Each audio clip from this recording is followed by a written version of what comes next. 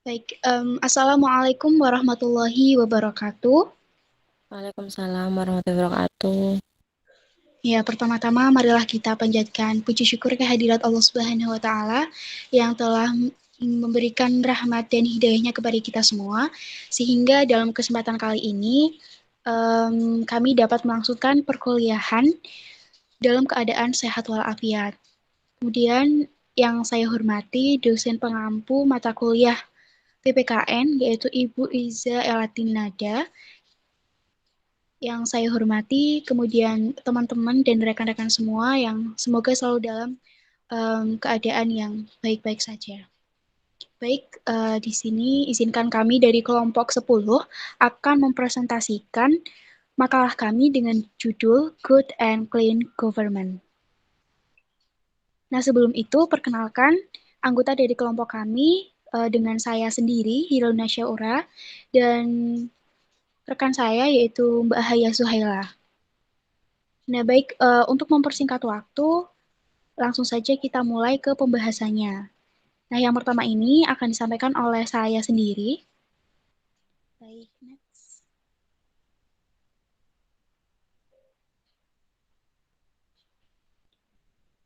Ya, konsep good and clean governance. Apa sih konsep good and clean government ini? Sebenarnya istilah good and clean governance merupakan wacana baru dalam kosakata ilmu politik. Nah, dia ini muncul di awal tahun 1990-an. Kemudian, istilah ini memiliki pengertian segala hal yang terkait dengan tindakan atau tingkah laku yang bersifat mengarahkan, kemudian mengendalikan, mempengaruhi urusan publik yang bersifat baik atau good dan bersih and clean. Nah, secara konseptual, pengertian good and dalam istilah good governance itu mengandung dua pemahaman. Nah, yang pertama adalah nilai yang menjunjung tinggi keinginan atau kehendak rakyat serta nilai-nilai yang dapat meningkatkan kemampuan rakyat dalam mencapai tujuan nasional, kemandirian pembangunan yang berkelanjutan, dan keadilan sosial. Kemudian yang kedua yaitu aspek fungsional dari pemerintah yang efektif dan efisien dalam pelaksanaan tugasnya untuk mewujudkan tujuan nasional. Nah, kemudian selanjutnya adalah istilah governance. Dalam konteks good governance terkadang dipersamakan dengan government, sehingga muncul istilah good government. Padahal konsep governance maupun pengertian atau makna yang berbeda dengan memiliki pengertian yang berbeda dengan istilah government. Karena kata government merupakan suatu kata yang merujuk pada suatu organisasi pengelolaan berdasarkan kekuasaan tertinggi. Nah, sedangkan governance tidak hanya melibatkan pemerintah, tetapi juga peran berbagai aktor di luar pemerintah, sehingga pihak-pihak yang terlibat juga sangat luas. Kemudian selanjutnya adalah istilah clean governance terkait erat dengan akuntabilitas administrasi publik dalam menjalankan tugas, fungsi, dan wewenang yang diberikan kepadanya. Mereka tidak melakukan tindakan yang menyimpang dari etika administrasi publik. Sehingga clean governance ini erat kaitannya dengan good governance karena keduanya memiliki fungsi yang sama, yaitu untuk pemerintahan yang lebih baik dan bebas dari KKN. Nah, kemudian berdasarkan Nur Rahim Yunus pada tahun 2016 memberikan pengertian bahwa good governance itu tidak sebatas pengelolaan lembaga pemerintah semata, tetapi menyangkut semua lembaga, baik pemerintah maupun non-pemerintah yang terdiri mungkin dari lembaga swadaya masyarakat. Nah, kemudian yaitu pengertian berdasarkan United Nations Development Program atau yang disingkat dengan UNDP. Ini menilai bahwa good governance merupakan suatu kondisi yang menjamin adanya proses kesejajaran, kesamaan, kohesi, dan keseimbangan peran serta adanya saling mengontrol yang dilakukan oleh tiga komponen, yaitu pemerintah, kemudian rakyat, dan usahawan atau sektor swasta. Nah, good government ini dapat terwujud secara maksimal apabila unsur negara dan masyarakat yang madani itu saling terkait. Syarat atau ketentuan agar pemerintah bisa berjalan dengan baik yaitu bisa bergerak secara sinergis, tidak saling berbenturan ataupun berlawanan, sehingga ini akan mendapat dukungan dari rakyat. Terselenggaranya pemerintahan yang baik atau good governance ini menjadi cita-cita dan harapan setiap individu. Karena pencapaian cita-cita dan harapan tersebut itu masih perlu mendapatkan dukungan dari suatu sistem penyelenggaraan pemerintahan berdasarkan suatu format yang disebut negara hukum. Nah, sehingga dapat disimpulkan dari beberapa pengertian yang disampaikan oleh para ahli bahwa pengertian good governance tersebut memiliki keterkaitan konsep antara konsep governance dengan konsep penyelenggaraan pemerintah. Sehingga dalam mewujudkan good governance itu kita harus melibatkan setiap unsur dalam pemerintahan yaitu dari pemerintah sendiri, kemudian swasta maupun dari masyarakat ataupun rakyat.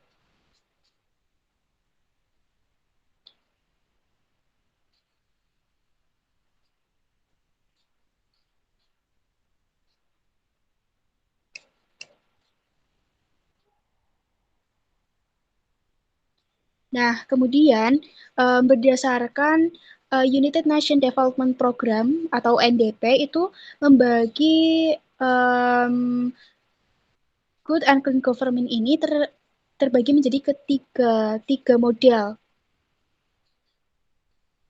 Yang pertama adalah economic governance. Itu meliputi proses pembuatan keputusan yang memfasilitasi kegiatan ekonomi di dalam negeri dan transaksi di antara penyelenggara ekonomi, serta mempunyai implikasi terhadap kesetaraan, kemiskinan, dan kualitas hidup. Kemudian yang kedua adalah politikan governance. Itu mencakup proses pembuatan keputusan untuk perumusan kebijakan politik negara. Sedangkan yang ketiga adalah administrative governance, itu berupa sistem implementasi kebijakan. Oke. Nah, kemudian apa sih ciri-ciri dari good and clean government ini? Jadi secara singkat, berdasarkan data dari United Nations Development Program, itu ciri-cirinya terbagi menjadi 4. Yang pertama adalah mengikut sertakan semua transparansi dan bertanggung jawab dan efektif serta adil. Kemudian yang kedua, menjamin adanya supremasi hukum. Yang ketiga adalah menjamin bahwa prioritas-prioritas politik, sosial, dan ekonomi didasarkan pada konsensus masyarakat. Kemudian yang keempat adalah memperhatikan kepentingan mereka yang paling miskin dan lemah dalam proses pengambilan keputusan menyangkut alokasi sumber daya pembangunan. Jadi ini adalah keempat ciri-ciri dari good and clean governance. Ya, teman-teman yang berbahagia, saya akan lanjutkan, yaitu mengenai prinsip good and clean governance. Nah, prinsip-prinsip good governance pada dasarnya itu mengandung nilai yang bersifat objektif dan universal yang menjadi acuan dalam menentukan tolak ukur atau indikator dan ciri-ciri penyelenggaraan pemerintahan negara yang baik. Nah, sebenarnya prinsip-prinsip good governance dalam praktek penyelenggaraan negara itu sesuai dengan maksud dari Undang-Undang Nomor 28 Tahun 1999 tentang penyelenggaraan negara yang bersih dan bebas korupsi, kolusi, dan nepotisme. Nah, berdasarkan data dari United Nations Development Program, menyatakan bahwa untuk mewujudkan pemerintahan yang baik, itu perlu menerapkan prinsip penyelenggaraan pemerintah dengan mengacu kepada 9 prinsip. Yang pertama adalah partisipasi atau participation, yaitu setiap orang atau warga masyarakat, baik laki-laki maupun perempuan, itu memiliki hak suara yang sama dalam proses pengambilan keputusan, baik secara langsung maupun melalui lembaga perwakilan, sesuai dengan kepentingan aspirasinya masing-masing. Kemudian yang kedua adalah aturan hukum atau rule of law, yaitu kerangka peraturan hukum dan perundang-undangan harus berkeadilan, ditegakkan dan dipatuhi secara utuh, terutama aturan hukum tentang hak asasi manusia. Kemudian, yang ketiga adalah transparansi atau transparasi, yaitu transparansi harus dibangun dalam rangka kebebasan aliran informasi. Yang keempat adalah daya tangkap atau responsiveness, yaitu setiap institusi dan prosesnya harus diarahkan pada upaya untuk melayani berbagai pihak yang berkepentingan. Kemudian, yang kelima adalah berorientasi konsensus, yaitu pemerintah yang baik akan bertindak sebagai penengah terhadap berbagai kepentingan yang berbeda untuk mencapai konsensus atau kesepakatan yang terbaik bagi kepentingan masing-masing pihak. Dan jika dimungkinkan dapat diberlakukan terhadap berbagai kebijakan dan prosedur yang akan ditetapkan pemerintah. Kemudian yang selanjutnya adalah berkeadilan atau equity, yaitu pemerintah yang baik akan memberikan kesempatan yang baik pula terhadap semua masyarakat, baik laki-laki maupun perempuan, dalam upaya mereka untuk meningkatkan dan memelihara kualitas hidupnya. Yang ketujuh adalah efektivitas dan efisiensi, yaitu setiap proses kegiatan dan kelembagaan diarahkan untuk menghasilkan sesuatu yang benar-benar sesuai dengan kebutuhan melalui pemanfaatkan sebaik-baiknya sebagai sumber yang tersedia. Kemudian yang ke-8 yaitu akuntabilitas atau accountability, yaitu para pengambil keputusan dalam organisasi sektor publik, kemudian swasta, dan masyarakat memiliki pertanggungjawaban kepada publik, kepada masyarakat umum, sebagai halnya kepada para pemilik atau stakeholder. Kemudian yang kesembilan adalah visi strategis, yaitu para pemimpin dan masyarakat memiliki perspektif yang luas dan jangka panjang tentang penyelenggaraan pemerintah yang baik dan pembangunan manusia bersamaan dengan dirasakannya kebutuhan untuk pembangunan. Nah, selanjutnya itu adalah asas-asas. Nah, Undang-Undang Nomor 28 Tahun 1999 itu kan menjelaskan tentang penyelenggaraan negara yang bersih dan bebas dari korupsi, kolusi, dan nepotisme. Sehingga merumuskan bahwa dalam mewujudkan pemerintah yang baik, maka perlu adanya penerapan asas-asas sebagai acuan dalam menjalankan pemerintahan. Nah, untuk asas-asas sendiri ini terbagi menjadi 6. Yang pertama adalah asas kepastian hukum, yang kedua adalah asas tertib penyelenggaraan negara, yang ketiga adalah asas kepentingan umum, yang keempat adalah asas keterbukaan, yang kelima adalah asas proporsionalitas dan profesionalitas, dan yang keenam itu adalah asas akuntabilitas. Baik, demikian presentasi yang bisa saya berikan. Untuk pemaparan selanjutnya akan dijelaskan oleh rekan saya, Mbak Haya Suhaila. Waktu dan layar saya persilahkan. Terima kasih sebelumnya. Di sini saya akan menjelaskan tentang implementasi Good and Clean Governance di Indonesia. Good governance di Indonesia dikenal sejak era reformasi. Perkembangan good governance di Indonesia pun juga dipengaruhi oleh krisis moneter dan kondisi sejarah negara lainnya. Krisis ekonomi yang melanda Indonesia disebabkan oleh banyak hal, di antaranya adalah tata kelola pemerintahan yang buruk, serta maraknya korupsi, kolusi, dan nepotisme. Hal ini tentunya menghambat proses pembangunan, merebak kriminalitas, meningkatnya jumlah pengangguran, bertambah jumlah penduduk miskin, tingkat kesehatan menurun, kualitas pendidikan yang buruk, hingga munculnya konflik di daerah yang mengancam persatuan dan kesatuan NKRI. Penerapan good governance di Indonesia pada waktu itu bisa dikatakan sebagai angin segar yang dapat memperbaiki sistem yang korup dan kualitas pelayanan masyarakat yang memburuk. Berikut beberapa permasalahan good governance di Indonesia. Yang pertama, belum adanya kesesuaian antara tuntutan kebutuhan masyarakat dengan reformasi birokrasi yang berjalan. Yang kedua, tingginya tingkat keberagaman masalah dalam mencari keputusan akhir dan penyelesaiannya.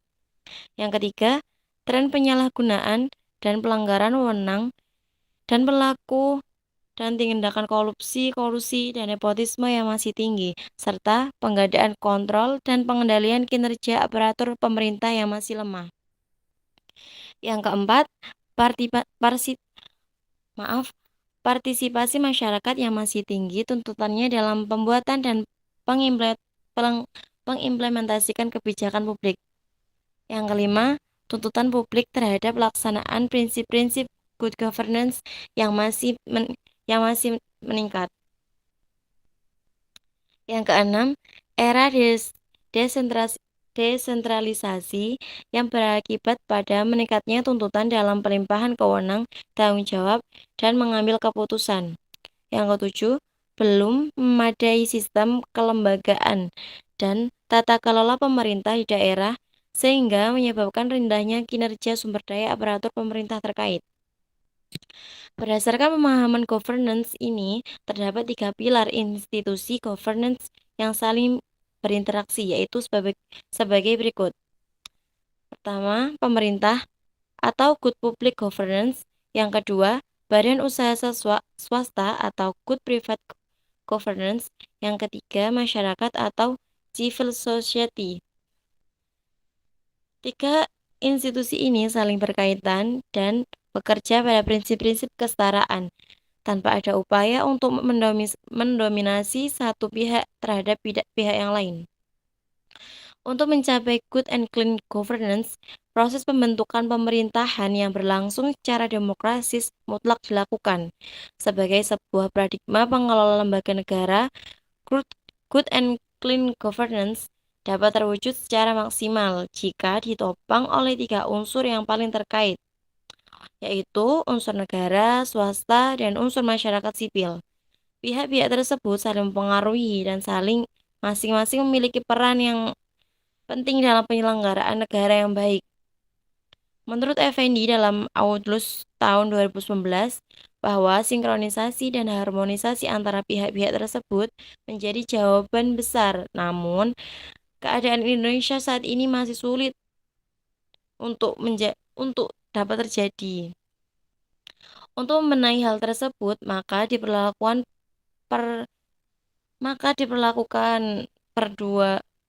perpaduan antara semangat atau kesadaran yang saling terkait, yaitu semangat struktural yang diejawantahkan melalui proses regulasi dan aplikasi ke arah penciptaan sebuah pemerintah yang bermoral baik dan bersih. Selain semangat dan budaya yang disertai integralitas moral masyarakat untuk berpartisipasi aktif menopang suatu pemerintahan yang baik dan bersih. Selain itu, demi terciptanya good and clean governance di Indonesia, pemerintah harus lebih transparan dengan masyarakat dalam menjalankan tata kelola pemerintahan dan responsivitas, serta memberikan hukuman bagi oknum-oknum pemerintah yang melakukan tindakan yang melanggar peraturan, dan hukuman harus memberikan efek jerah agar para penjabat lain tidak melakukan tindakan yang sama. Berbagai upaya dalam mewujudkan tata kelola pemerintahan yang baik telah dilakukan. Namun, apabila dilihat perkembangan good governance di Indonesia, pada pengimplementasiannya masih dapat kebocoran akibat kurangnya transparansi sebagai salah satu syarat pokok dari good governance, sehingga pengimplementasiannya belum dapat dikatakan baik dan berhasil sepenuhnya. Kemudian yang D, good and clean governance dalam perspektif Islam. Konsep good and clean governance konsep good and clean governance sebagaimana dipaparkan di atas, pada dasarnya bukanlah suatu yang baru dalam Islam. Bahkan telah dinyatakan dan dipraktekkan belasan abad yang lalu. Konsep pemerintahan yang baik sudah mulai ada dengan diperkenalkannya konsep-konsep penting seperti partisipasi, konsensus, keadilan, dan supremasi hukum oleh Nabi Muhammad SAW ketika beliau membangun Madinah pada tahun 622 Masehi. Kata Madinah sendiri bermakna sebuah tempat yang didiami orang-orang yang taat peraturan dan saling memenuhi perjanjian yang diciptakan. Supremasi hukum Supremasi hukum merupakan salah satu pilar penting dalam Islam, karena tanpa supremasi hukum, keadilan tidak akan pernah terwujud. Selain itu, dalam tata pemerintahan di Madinah, tiap individu berhak berpartisipasi dalam pengambilan keputusan yang mempengaruhi hidup mereka yang melalui pertimbangan dan konsultasi bersama. Landasan bagi, landasan bagi diterimanya konsep good governance dalam Islam dapat dilihat daripada beberapa sumber Islam, yaitu Al-Quran dan hadis Nabi. Kisah-kisah Nabi seperti Al-Qurnain pada Al-Quran surat Al-Kahfi ayat 3 ayat ayat 83 sampai 101. Kemudian kemudian Nabi Musa pada surat Al-Baqarah ayat 40, kemudian Talut pada surat Al-Baqarah ayat 246 sampai 252, kemudian Daud pada surat Shad ayat 18 sampai 26, juga surat Al-Ankabut ayat 15 sampai 45. Kemudian juga Nabi Yusuf pada surat Yusuf ayat 55. Mengungkapkan banyak syarat berkaitan perjuangan mengimplementasikan good and clean governance dengan memperhatikan dalil-dalil Al-Quran dan hadis. Dapat ditemukan beberapa nilai dasar yang dapat dijabarkan menjadi asas-asas tata kelola pemerintah yang baik, yaitu syuro atau bermusyawarah, meninggalkan yang tidak bernilai, keadilan, tanggung jawab, dan amanah, orientasi ke orientasi ke hari depan. Untuk mewujudkan good governance, maka pemerintah pun harus mempunyai kewajiban terhadap rakyatnya. Dalam pelaksanaan tugas sebagai pengelola umat, baik dalam konteks keagamaan maupun sebagai pimpinan pemerintahan, para nabi memiliki sifat-sifat seperti sidik, amanah, fatonah, istiqomah, dan tablik. Sifat-sifat seperti yang tertera dalam Al-Quran merupakan sifat yang dimiliki oleh para nabi. Berikut adalah ayat-ayat Al-Quran yang menjelaskan tentang prinsip good and clean governance, yang artinya, dan tidaklah yang diucapkan itu atau Al-Quran menurut kemauan hawa nafsu. Ucapannya itu tiada lain, hanyalah wahyu yang diwahyukan kepadanya. Al-Quran surat An-Najm ayat 3-4. Kemudian, pada surat Al-A'raf ayat 68, yang artinya, aku menyampaikan amanat-amanat Tuhanku kepadamu, dan aku hanyalah pemberi nasihat yang terpercaya bagimu.